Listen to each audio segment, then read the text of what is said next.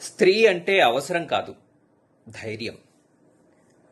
రామునికి సీత మైథిలి, కృష్ణునికి రాధ, ఈశ్వరునికి ఈశ్వరి, మంత్రపఠనంలో గాయత్రి, గ్రంథపఠనంలో గీత, దేవుని ఎదుట వందన, అర్చన, పూజ, హారతి, ఆరాధన, వీళ్ళందరికీ తోడు శ్రద్ధ.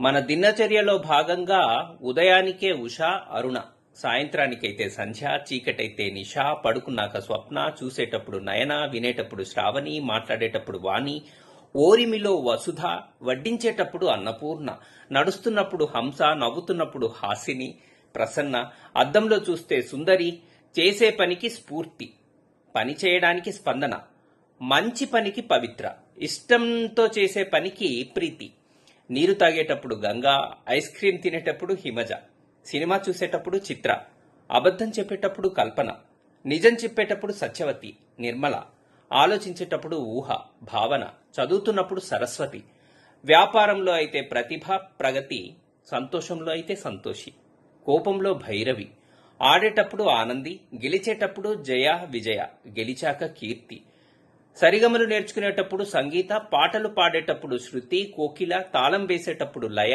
సాహిత్య గోష్ఠిలో కవిత, నగరాన్ని కాపాడుతూ ప్రకృతి, జీవిత గమనంలో మనతో అయితే విద్యాభ్యాసంలో విద్య, సంపాదనలో లక్ష్మి, చేసే వృత్తిలో ప్రేరణ, పనిచేసి వచ్చిన తర్వాత శాంతి, చిన్నతనంలో లాలన, మధ్య వయస్సులో మాధురి, జీవితాంతం జీవిత గమనంలో అలుపెరగని ప్రవాహినిగా సరిత.